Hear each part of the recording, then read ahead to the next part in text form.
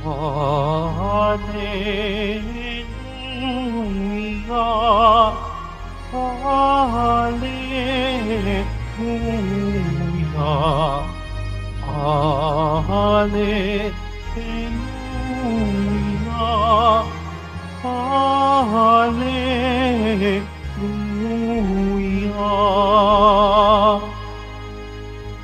Humayo't magturo kayo, palaging kasama ako, hanggang sa wakas ng mundo. Hallelujah, Hallelujah, Hallelujah, Hallelujah.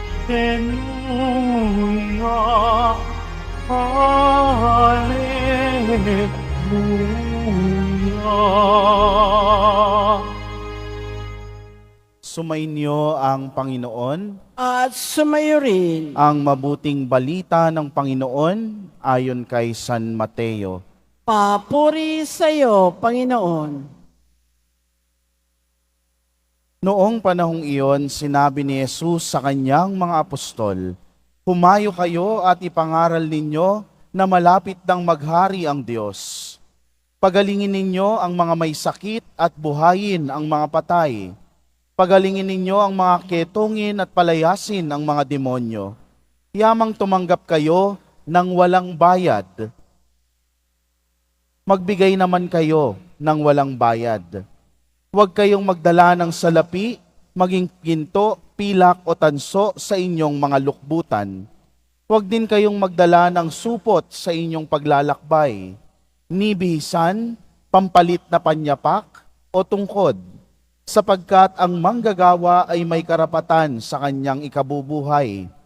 At saan mang bayan o nayon kayo dumating, humanap kayo ng taong karapat-dapat pakituluyan at manatili kayo roon hanggat kayo'y nasa lugar na iyon. Pagpasok ninyo sa bahay, sabihin ninyo, maghari nawa ang kapayapaan sa bahay na ito.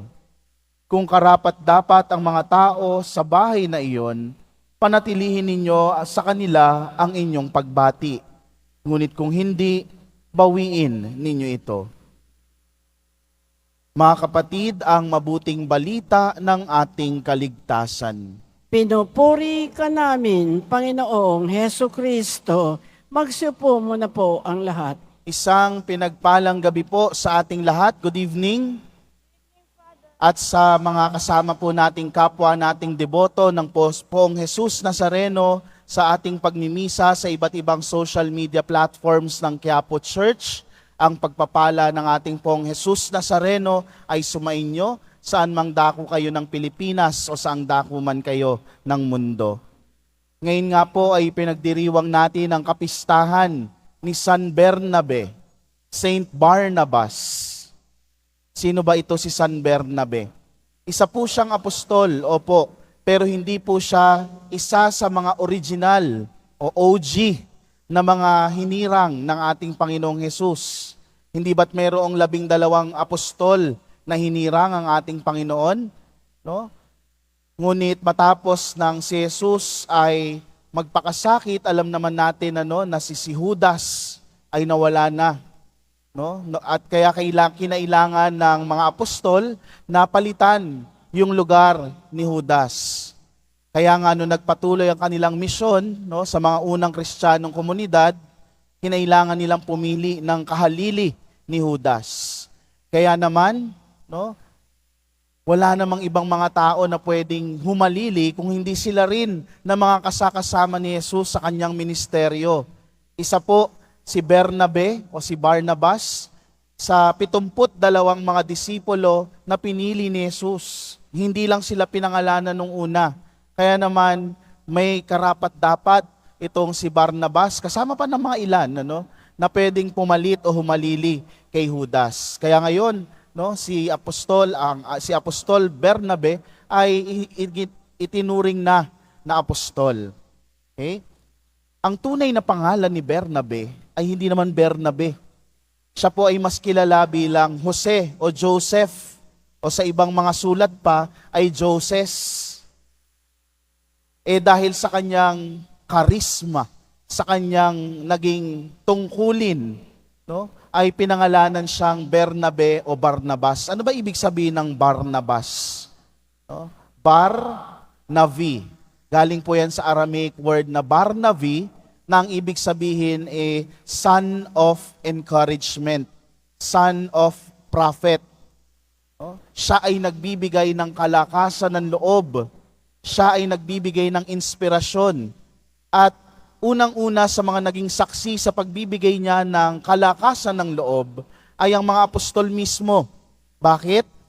No? Ito pong si Barnabas o si Bernabe ay merong mga kayamanan o ari-arian na nang siya ay nagdesisyon na maging parte ng tagasunod ni Kristo, ibinenta niya lahat nitong kanyang kayamanan at ibinigay ang pinagbilhan sa mga apostol para hati-hatiin sa pamayanan noon. O di ba? No, talaga namang ganun na lamang kasidhi yung kanyang pagsuporta at pagbibigay ng lakas ng loob para sa pagpapakalat ng mabuting balita na lahat ng meron siya ay kinaya niyang ipamigay, ipamili, no? Ibenta para lamang maibahagi ng pantay-pantay sa mga unang Kristiyanong komunidad. Pangalawa na naging saksi sa pagbibigay ng kalakasan ng kalooban ni Bernabe ay si Pablo mismo. Saint Paul, no? Ang kilala nating greatest missionary, pinakamahusay na taga-misyon, tagapagpakalat ng mabuting balita. Dahil nang matapos ng magkaroon ng pagbabago ng buhay si San Pablo, noon siya ay tinawag na Saul, at ngayon ay tinatawag na nating Pablo, hindi ba't napakaganda ng kanyang conversion story? Siya ay taga-usig noon ng mga Kristiyano. Pero, nung nakatagpo niya si Jesus doon sa daan sa Damasco, nagbagong buhay si Pablo. Pero, kilala si Pablo bilang taga-usig ng Kristiyano. Madali ba na paniwalaan na kapag ka nasa lubong ng mga tao si Pablo at makilalang siya si Saul, maniniwala agad sila na nagbagong buhay si Pablo? Hindi ganun kadali. Kaya naroroon si Bernabe. No? Siya ang isa sa nagbigay ng kalakasan ng loob at inspirasyon kay Pablo para patuloy na yakapin ang buhay pagbabago. That's what's beautiful about the life of Saint Barnabas. Napakahusay, napakaganda ng kanyang naging gampanin. Mahusay, hindi dahil siya yung pinakamagaling, pero sa tahimik niyang pamamaraan ng pagbibigay ng lakas ng loob at inspirasyon sa mga tao na nagpumili na sumunod kay Kristo, no? Naging epektibo yung kanyang pagbibigay ng kalakasan ng loob. Kaya siguro yan yung halimbawa na iniiwan sa atin ni Bernabe ngayong araw na ito bilang mga nagnanais din na sumunod kay Kristo, nagnanais na mamuhay sa kabutihan at kabanalan. Bagamat maliliit na hakbang yung ating ginagawa sa paggawa ng mabuti at pag-iwas sa masama, hayaan natin itong maging tahimik din natin na pag-impluwensya sa ating kapwa ng kabutihan at ng kabanalan. Hindi ba? Silent yet effective. Tahimik lang, hindi gaanong pansin, pero nagbibigay ng magandang impluwensya sa kapwa. Nagbibigay ng kalakasan ng loob. At siguro para sa ating mga deboto, sa mga kapwa nating deboto ng Poong Jesus Nazareno, hindi naman ito naiiba sa ibinibigay sa atin na halimbawa ng ating Panginoong Jesus, lalong-lalo na sa tuwing tayo ay tumatanggap ng banal na Eucharistia. Di ba? Yung halimbawa ng pagbibigay ng sarili ng ating Panginoon ay siya rin namang halimbawa natin ng pagbibigay ng sarili para palakasin ang kalooban ng ating kapwa, lalong-lalo na doon sa mga pinanghihinaan ng pananampalataya at ng kalooban. Mga minamahal kong kapatid at mga kapwa kong deboto, simulan natin ito sa kanya-kanya nating mga tahanan. Maging Bernabe din tayo sa bawat isa. Maging mga anak din tayo ng propeta, anak na nagbibigay ng kalakasan ng loob sa mga magulang na naririto at kapiling natin. No? Sa tuwing ang mga anak ninyo ay hindi nagtatagumpay, No, wag naman nating pagalitan. Bagkus, bigyan natin ng encouragement o ng pagkalakasan ng loob para lumaban pa rin sa buhay. Kasi sa tahanan pa rin naman nila makukuha itong mga ganitong mga halimbawa. Sa ating mga kapwa deboto, no, sa nagsimula na ng pagbabago ng buhay, no, wag na nating biru-biruin o lokohin pa na, totoo ba yan? Totoo ba yan? No? Bagkus bigyan natin ng mas ibayo pang kalakasan ng loob para mas mayakap at mas mayapos itong buhay sa kabanalan at buhay bilang isang deboto. Mga kapatid, yan po ang ating ihilinging grasya mula sa ating Panginoon ngayong gabing ito. Sa halimbawa ni Bernabe at ng lahat pa ng mga banal na naging inspirasyon at nagbigay ng kalakasan ng kalooban. Nawa sa panahon natin ngayon, maging sanhi din tayo ng impluensya o ng kalakasan ng kalooban, lalong-lalo na sa mga kapatid natin na pinanghihinaan ng kalooban at ng pananampalataya.